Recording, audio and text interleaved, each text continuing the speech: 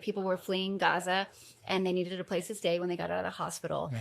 And so I don't know how I found her on Instagram, but they had you fill out a form if you were willing to buy an Airbnb for a month for somebody.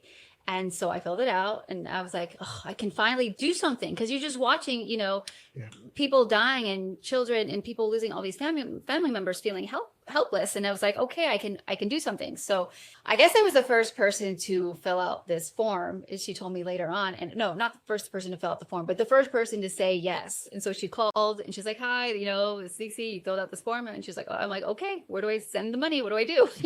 And I paid the Airbnb directly. So the money didn't cross her hands. It didn't go to people from Gaza. They had contacted the Airbnbs, made sure it was okay to have somebody else book it for the people of Gaza.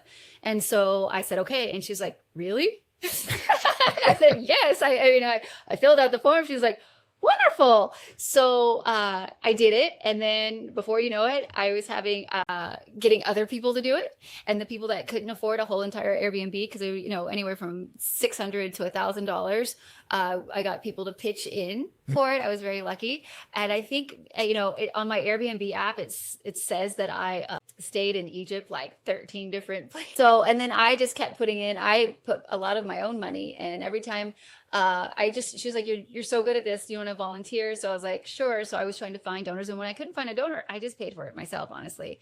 So luckily she was able to start an NGO and she got some donations and they were able to house many of these people, find cheaper housing.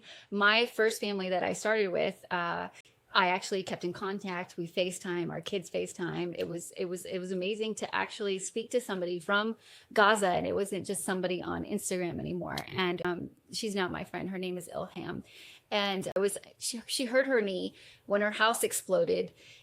She had 5 minutes to leave her house. They knocked on the door. They told her to get out. She grabbed her kids and that was it. And the house exploded and she fell and she hurt her knee. So I was trying to find her acupuncture in Egypt. She evacuated to Egypt and I went to a expat group. I said, does anybody have, an acupuncturist there? But I didn't find one. But somebody was putting their house for rent, their apartment, and they listed their apartment for only $350 and the Airbnb was $1,000. So I was like, oh, this is great. I can afford to pay this for her. So she don't have to worry about going anywhere. And I messaged her like, do you mind from Gaza? She's like, no, it's fine. I want to help. She even lowered the rent a little bit for me. I literally wired over $1,000, the deposit and rent to Egypt based on trust. Okay. Yeah. But I really feel when people are vibing at the same level, like,